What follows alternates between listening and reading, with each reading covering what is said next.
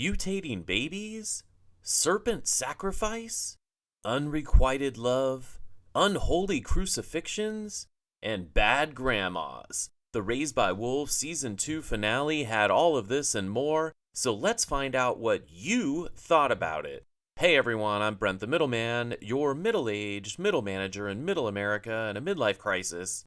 Here today with another video about HBO Max's fantastically frustrating sci-fi series Raised by Wolves. In today's video, I will look at some of the top comments from my Episode 8 breakdown and see what your theories are heading into Season 3. At least, I hope we get a Season 3. Otherwise, just devolve me into a simpler, happier version of a human. You know, make me into a Kardashian. So spoiler alert for everything Raised by Wolves. And with that out of the way, go grab some tasty chemical kelp and get ready to be wrapped in a blanket of sweet, sweet ignorance, because here we go. Jason asks, JM mentioned she's never experienced humans or children without her veil. Is it possible she develops a conscience and realizes her equation has a fatal flaw? That is a great question, and something I saw a lot of theories about. It appears that grandmother came up with her devolution plan while wearing the emotion-stunting veil. So it does beg the question, now that she can feel emotions, will her plan change? My opinion? Nope. She was feeling all the feels in Episode 8, and she still seemed pretty committed to her mission. I think a storyline in Season 3 will be Father figuring out what is going on, and then being torn between the logic of what Granny is trying to do and his developing human side. In the cave, he hesitated to kill the sea creature mother because part of him agreed with Tempest that the baby may be better off. He also told Mother early in the season that he feared they were becoming too human to protect their kids. The deal breaker for Father may be when he finds out that Granny imprisoned Mother and that she didn't just go out for a pack of smokes and never come back. Trip Vic says, I feel very sad for what happened to number 7. I think it was way more misunderstood than we ever thought. I felt the same way, and I saw a ton of comments with a similar sentiment. I did see that some other channels put out the theory that number 7 was actually trying to save the humans by eating the tree and then was warning Campion about the acid ocean. I agree that number 7 did not want to hurt Campion, but I don't think it really had a choice about eating the fruit and the tree, as that was in its programming. What would really be crazy, though, is if Mother killing number 7 was all part of Seoul's plan. Some have suggested that the whole Marcus thing was a backup plan, but I'm wondering if this is what Seoul wanted all along. Blazing Ocean says, the biggest questions are the following. How can Seoul know what happened on Earth with Paul's parents?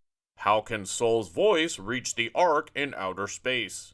How can Seoul know where Marcus would go to tell Lucius to be there and shoot him? But the real question is, what is Father's name?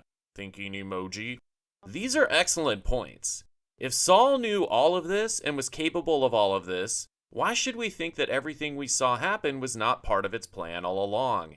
It's obvious that Seoul is Bobby Fischer, and the humans are the Bobby that used to put worms in his mouth during first grade recess.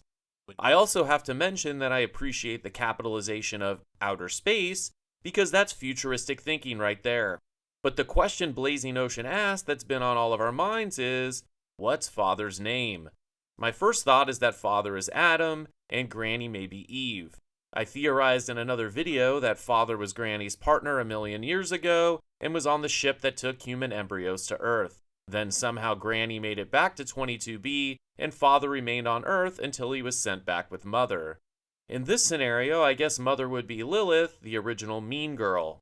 But part of me is hoping that it isn't this simple, that Father really is the most badass service model ever built. The everyman who is able to beat the odds and rise up to be just as powerful as the android Golden Girls. I really hope they explore Father's backstory in Season 3. Spencer says, you are truly phenomenal with your videos. Everything is top-notch. Your delivery, your cadence, your pacing, your editing, and most of all, your analysis are top-notch. Your fast growth doesn't surprise me at all. As long as Hollywood keeps making high-quality mysterious shows, you're going to keep growing. 100K within the year for sure. Much appreciated, keep it up, and you may not have to be a middle manager in a midlife crisis much longer. Wait, How did that one get in there? These are supposed to be theories and questions. So sorry about that. Oh, and thanks, Spencer.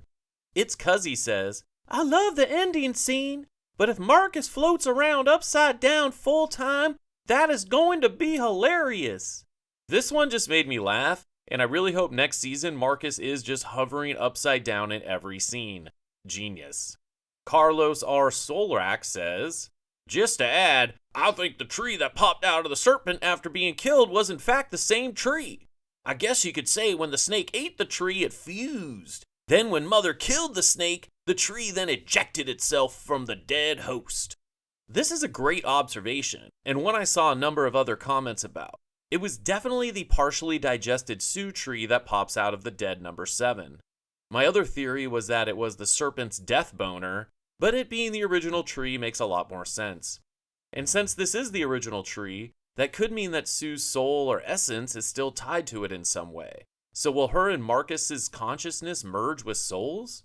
In the last commenter theory video, it was put out there that maybe Soul is a collection of all the people that were turned into trees and who fell down holes. That could mean that Marcus will now be able to shed some more light on what Soul really is. Noldorf Amo y Senor says, Marcus levitating is probably the same thing we saw in Season 1 when Otto received a transfusion from Mother. The nails would have made a canal from which blood from the serpent would enter its bloodstream. Also, Otto was wearing a Mithraic helmet on that occasion. So android fuel blood and human blood have been shown to be compatible and enhance human capabilities.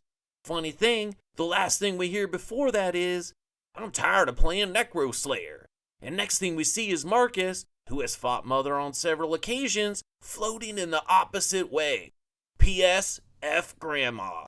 First of all, yes, F Grandmother. Second of all, Marcus may definitely gain some powers from this ordeal, and that's a nice callback to Otho hulking out on Mother's fuel blood, and that they were both wearing Mithraic cosplay helmets. There is a real possibility, though, that Marcus isn't Marcus anymore at all, that he is now an avatar for Soul or the entity. But if he is still Marcus, then he could be a lot like the hooded parkour guy from Season 1. That guy not only had crazy ninja skills, but he also must have been alive for thousands of years. So unless he was an android, which is definitely possible, then he was probably someone who went through the same transformation as Marcus. Or I guess he just could have been a Jawa on steroids. The final comment is from Lucio, who says, Upside down cross. St. Peter was sentenced to death by crucifixion, but he felt unworthy to be punished in the same way of his God, so he asked to be hanged upside down. The upside down cross didn't get its current meaning of devil/antichrist until the 800s. Considering the Roman Mithraism, so our Mithraic religion is allegedly one of the various religion traditions where Christianity got inspiration from. I'm more inclined to consider that the first meaning of the upside down cross than the latter. That said, I'm under the impression Marcus got the dark photon treatment, so perhaps he's being upside down is just in contrast to Mother's weaponized pose. And yes, why was Grandmother dead? That's a great question. Maybe she just deactivated herself because her mission was done. But I really hope there's a more interesting explanation. I'll stop there, as he is also a believer that number 7 was good, and we already poured one out for our fallen serpent homie. The St. Peter connection is a good one, as I believe we saw a painting depicting his upside-down crucifixion in the real Marcus and Sue's house before Caleb and Mary sent them to Soul's never-ending foam party in the sky. There's no doubt that the scene was meant to symbolize this, and I agree that Marcus got the dark photon treatment, probably followed by a mani-pedi and a vampire facial. And yes, the upside-down pose and hovering is most certainly in opposition to Mother's right side up, Jesus floats position. It really seems like everything the entity does lines up with the Mithraic beliefs, which means they have been worshipping a god that is totally indifferent to their happiness or everlasting life, which is ironic because the powerful being that is most interested in human happiness and everlasting life is an android that wants to devolve them into lower life forms.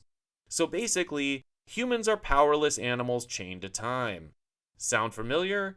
It should, because the entity basically told Mother the same thing while she was in the sim in season 1. Which brings me to the final part of the comment. Why was grandmother just a pile of bones in a cave? She definitely could have deactivated herself after devolving all the remaining 22B humans, but then why was she apparently trapped in a cave? I say trapped because that is what would explain the scratch marks. Maybe her veil dampened her powers and the technocrats locked her away before taking off for Earth. Season 3 better have flashbacks to the time of the technocrats showing all of this. I'm gonna stop here, but I'll definitely have more videos coming out about Raised by Wolves as we continue to theorize about what may be going on and what we may see in Season 3. If I see any updates on next season, I'll be sure to post about them on Twitter and Instagram, so please give me a follow if you want to stay up to date. As always, if you enjoyed the video, please consider leaving a like, and if you like this type of content, please subscribe so you don't miss my videos on shows like Raised by Wolves, Severance, The Boys, Umbrella Academy, and many more. Thanks again for watching. Once again, I'm Brent the Middleman, and I'll see you next time.